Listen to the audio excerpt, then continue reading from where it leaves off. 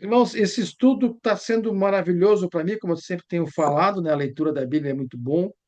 A gente aprende o amor de Deus, o que Ele faz e fez e continua fazendo por nós, né? Eu tenho o hábito de ler a Bíblia e de forma didática, eu entrar na história, fazer parte da história, que eu compreendo melhor, aprendo mais assim. Então, nós estamos passeando. Lá na Zona Sul, nós estamos estudando Atos, né? Nós estamos passeando com os apóstolos lá, conhecendo as viagens de Paulo, andando junto. E aqui nós estamos andando com os personagens da Bíblia e com Deus. Já andamos no começo com Adão e Eva, já andamos com Noé, agora estamos andando com Abraão. E hoje vamos, no capítulo 21, vai nascer Isaac.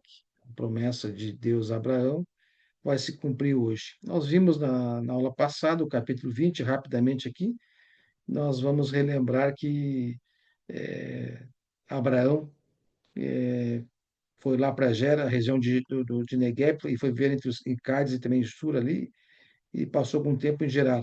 Em Gerar ele conheceu o rei Abimeleque daquela cidade, e mais uma vez, né, por medo de morte, o Abraão apresentava Sara como sua irmã, e realmente era meia irmã, e dessa vez Deus avisou o rei, né, porque o rei viu o coração do rei, que não tinha maldade, olha, essa mulher é casada, devolve para Abraão, né? Não nessas palavras, né?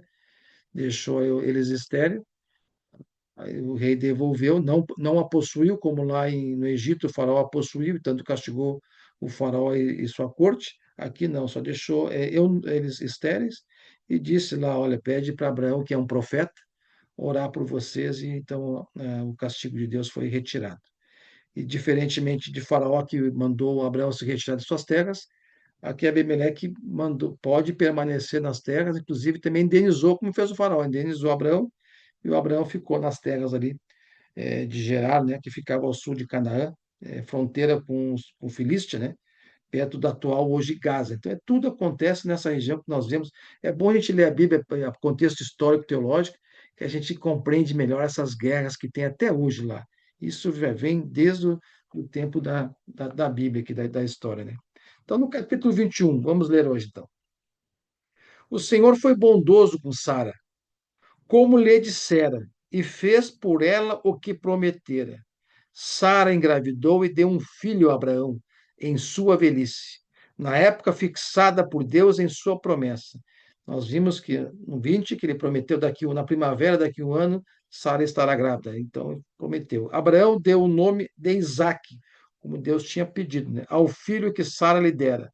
Quando o seu filho Isaque tinha 8 anos de idade, de vida, né, Abraão o circuncidou, aquela aliança que Deus fez com Abraão, né? Conforme Deus lhe havia ordenado. Estava ele com 100 anos de idade, quando lhe nasceu Isaque, seu filho. Então, o povo de Deus, o povo de Israel, ele era conhecido fisicamente, por ser povo de Deus, os homens pela circuncisão. E nós, na nova aliança, somos conhecidos pela circuncisão no coração. Nós temos nosso coração carregando, graças a Deus, habitando em nós o Espírito Santo. Versículo 6. E Sara disse: Deus me encheu de riso, e todos os que souberam disso rirão comigo. E acrescentou: Quem diria a Abraão que Sara amamentaria seus filhos, né? Contudo, eu lhe dei um filho em sua velhice. Versículo 8: O menino cresceu. Então, Isaac cresceu e foi desmamado. No dia em que Isaac foi desmamado, Abraão deu uma grande festa. Sara, porém, viu que o filho de Agar, né, Ismael, filho de Abraão com Agar, a egípcia que dera a Abraão, estava rindo de Isaac. E disse a Abraão, então Sara disse a Abraão: livre-se daquela escrava e do seu filho. Imagina uma mãe dizer para o pai, né, se livrar do filho dele, né? Porque ele jamais será herdeiro com o meu filho Isaque. Isso perturbou demais Abraão, pois envolvia um filho seu. Mas Deus lhe disse, então Deus vem, onisciente de tudo, conforta Abraão, né? Não se perturbe por causa do menino e da escrava.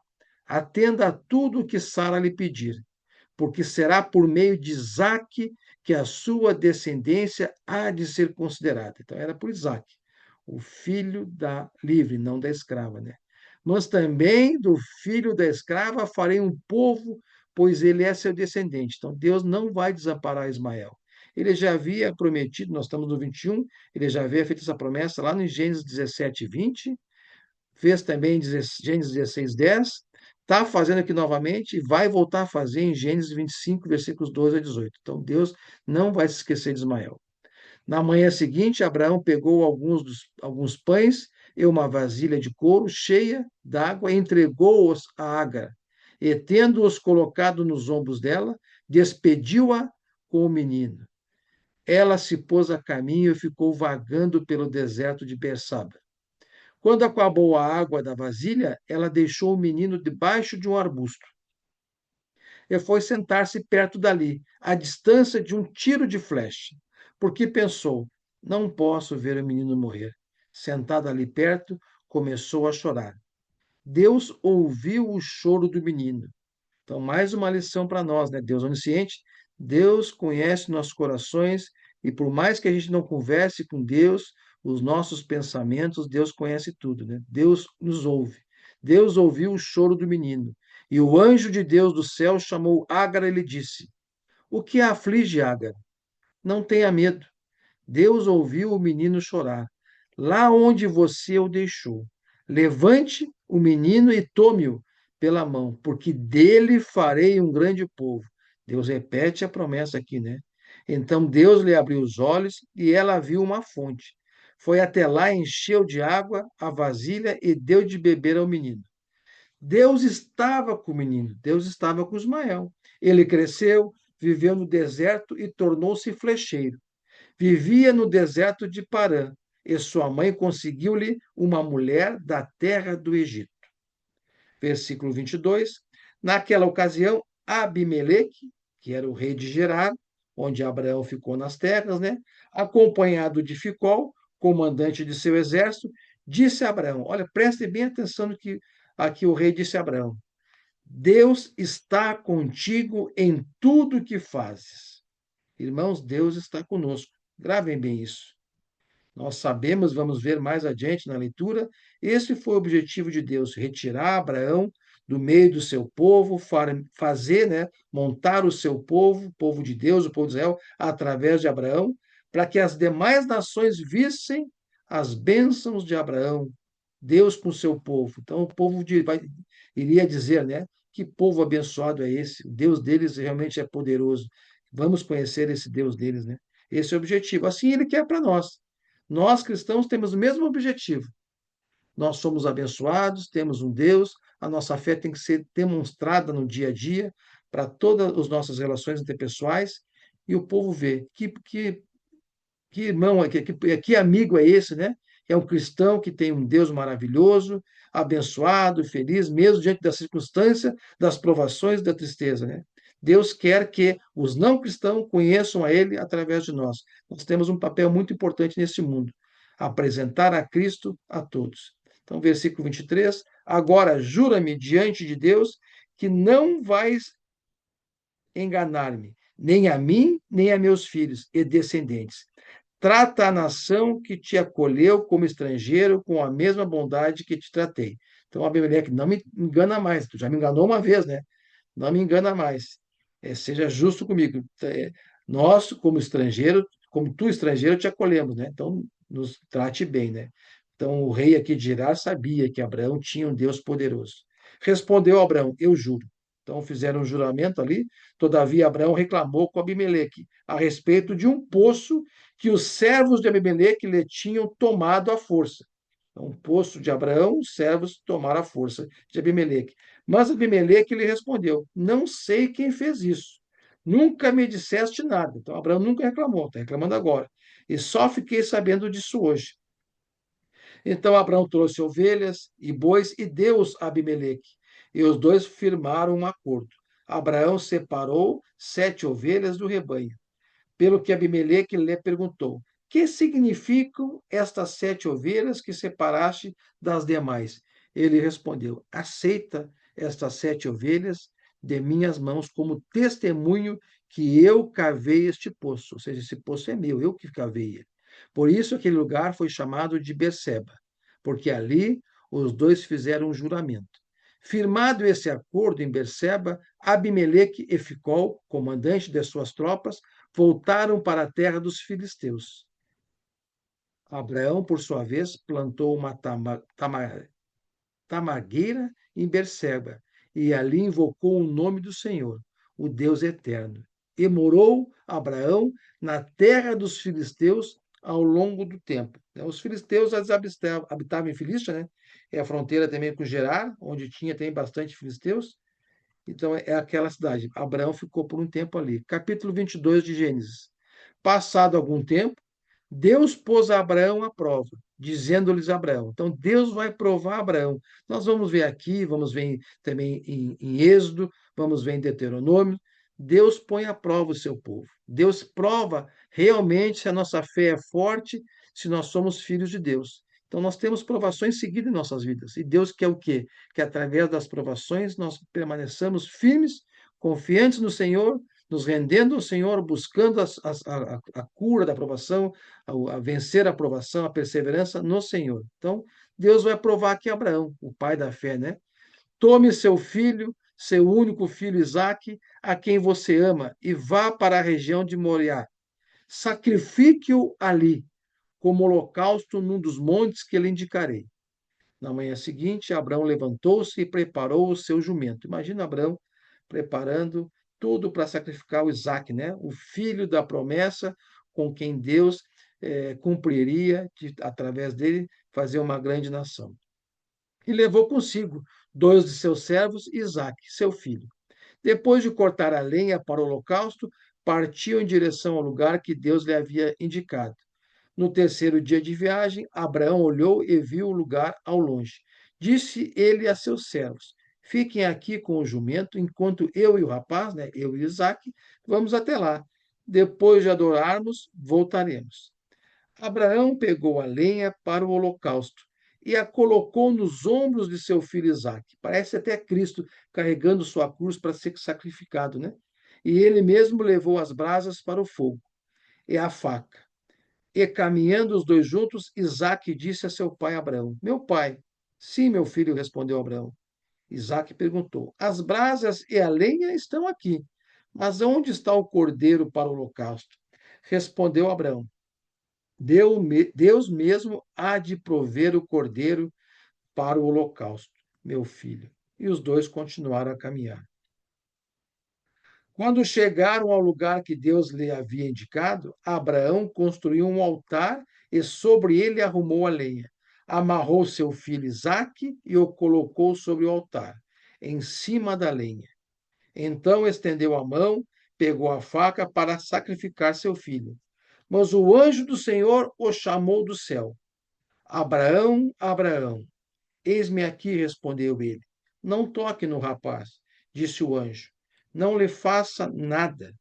Agora sei que você teme a Deus, porque não negou seu filho, o seu único filho. Então Deus colocou à prova Abraão, a quem ele amava mais, ao pai, né, Deus, ou ao filho. E Deus provou. Deus sabia já disso, mas ele fez isso acontecer e escreveu para que nós, né, soubéssemos da fé de Abraão. E muitas vezes somos provados por familiares íntimos que amamos e nas coisas em relação a Deus. Às vezes, familiares nos convidam para eventos no horário de culto, no horário de estudos, atividades, festa de aniversário, eventos. São provas de Deus. Nossos familiares eles têm que saber que nós amamos a Deus e nossa prioridade é Deus. Não deixamos de amar os familiares não cristãos, mas nós somos exemplo, nós somos cristãos e eles têm que saber. Meus dois filhos, Pedro e Lucas, sabem.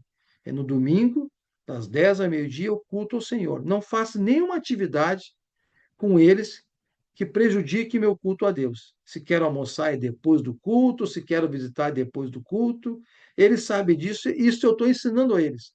Eles vão aprender. Ó, meu pai realmente ama a Deus, porque ele não deixa de adorar nem por nós. Então, Deus vê isso, é prioridade. Nós temos vários exemplos que Deus prova isso no nosso dia a dia. Você sabe, nós somos provados.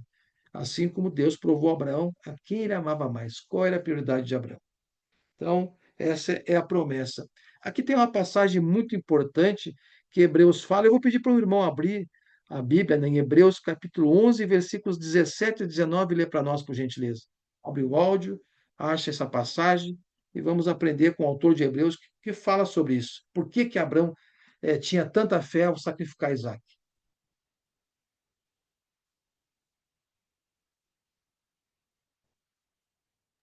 Hebreus 11, o que, Giovanni? Hebreus capítulo 11, versículos 17 a 19. Tá. Vamos dar um Pela pouquinho de voz. fé, Abraão. Alguém vai ler? Pode ler, pode ler. Pela fé, Pela, pode ler isso. pela fé, Abraão, quando posto à prova, ofereceu Isaque. Estava mesmo para sacrificar o seu unigênito, aquele que acolheu alegremente as promessas, a quem se tinha dito: em Isaque será chamado a tua descendência, porque considerou que Deus era poderoso até para ressuscitá-lo dentre os mortos, de onde também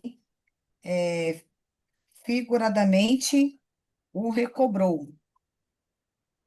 Pela fé, igualmente, Isaque abençoou a Jacó e Esaú acerca de coisas que ainda estavam para vir. É aí? Obrigado. Isso. Então, nós vemos aqui, o autor de Hebreus fala, né, nos esclarece mais que está aqui em Gênesis. A fé era tamanha de Abraão que Abraão sabia que o Isaac era o filho da promessa, que o Isaac, através de Isaac, Abraão teria uma grande geração. Através de Isaac, Deus formaria seu povo. Mas como eu vou matar Isaac e a promessa de Deus? A fé era tamanha que Deus sabia, que ele sabia que Deus era capaz de, mesmo Abraão matando Isaac, Deus o ressuscitaria. Então, o autor de Hebreus dá mais uma prova, né, da fé de Abraão. Então, no versículo 13, na sequência, Abraão ergueu os olhos e viu um carneiro, né, preso pelos chifres de um arbusto. Deus proverá, e Deus proveu o cordeiro aqui, né? Foi lá pegá-lo e o sacrificou como holocausto em lugar de seu filho. Abraão deu àquele lugar o nome de o Senhor proverá. Então, uma coisa que nós temos que aprender aqui na leitura, né? Deus provê tudo para nós. Não se aflijam. Está faltando alguma coisa? Deus vai prover. Vai vir de algum irmão da igreja. Essa é a função da igreja.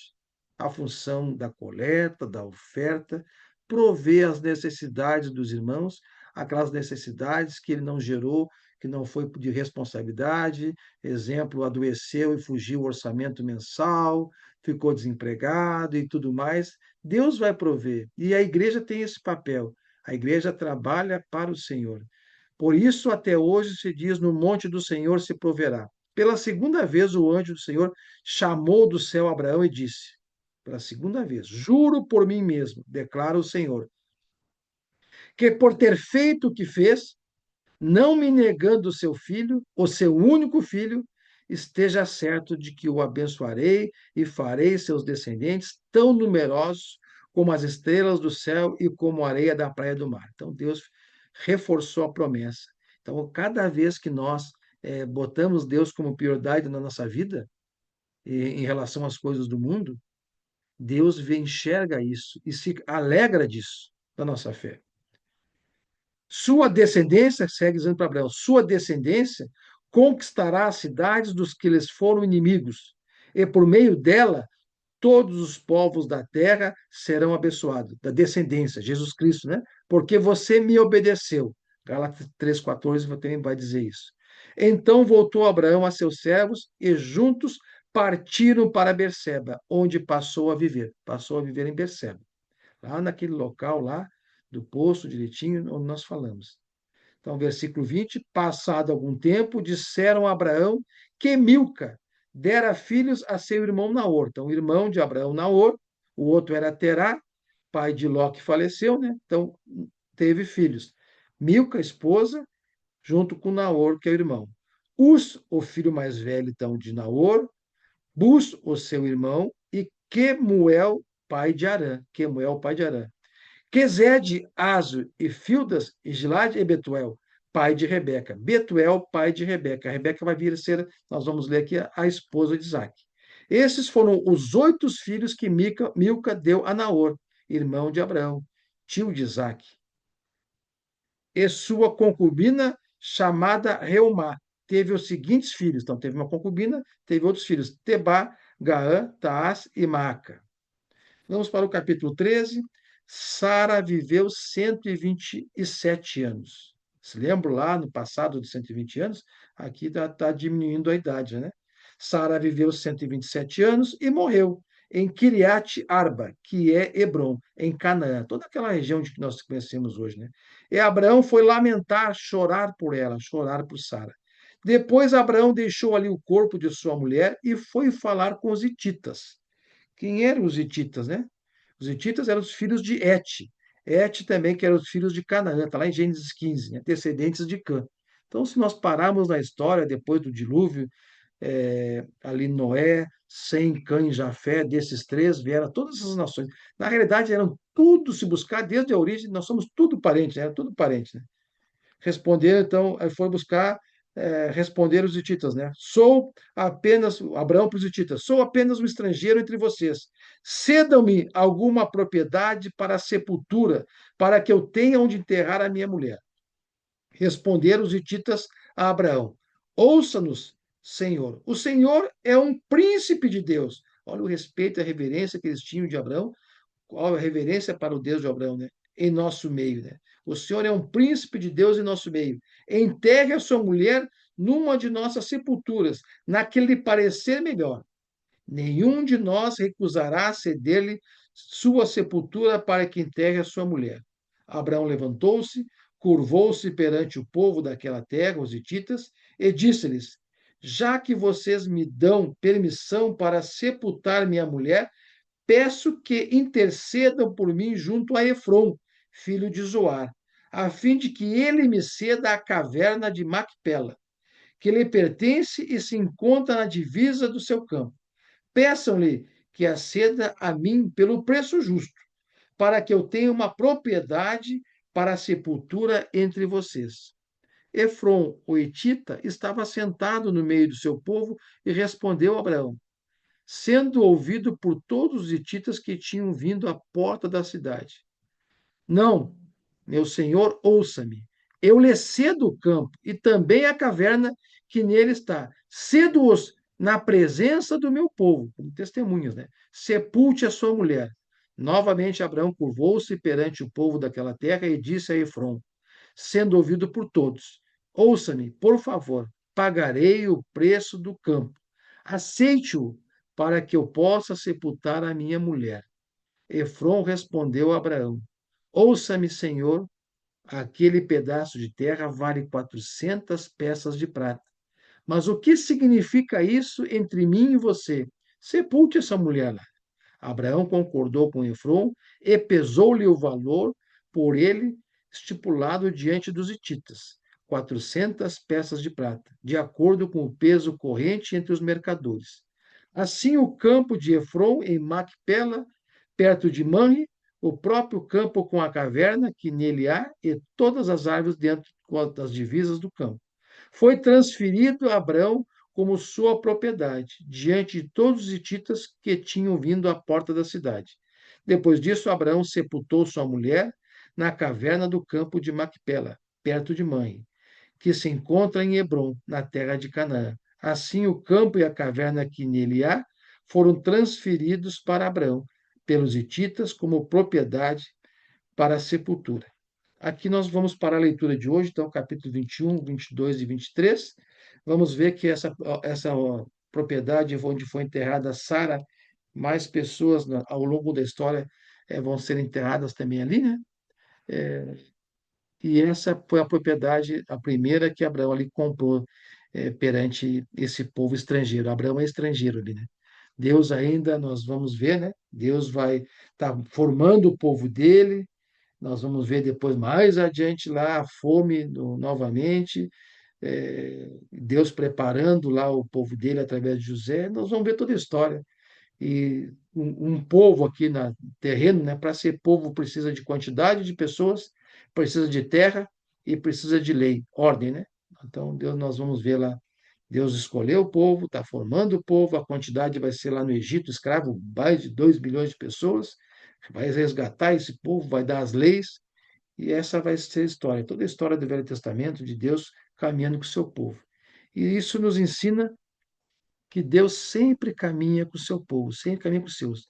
Ele segue caminhando hoje conosco, com Jesus Cristo, e hoje nós somos até mais abençoados, né? Porque nós recebemos a morar conosco o Espírito Santo de Deus. Nós vamos ver no Velho Testamento que Deus dava o Espírito e tirava o Espírito. Hoje nós recebemos do batismo e quando nos afastamos e pecamos, o Espírito fica abafado, né? Não apagueis o Espírito dentro de vocês, fica apagado. Aí nós temos que orar, reforçar esse irmão, retrazer para o caminho, para que o Espírito seja novamente aceso e volte a atuar, né? E isso é devido ao livre-arbítrio, nada é forçado por Deus. Nós temos que ter o interesse de sermos cristãos. Então, foi a leitura de hoje, irmãos.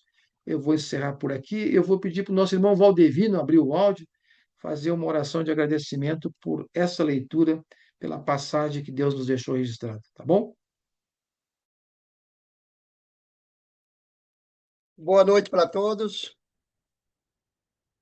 Que a paz do nosso Senhor e Salvador Jesus Cristo esteja com todos nós. Vamos orar. Você leu 2 capítulos, né? Eu li o 21, 21, 22 e 22 e 23. 23. Isso, três capítulos. Três capítulos. Obrigado, eu cheguei atrasado.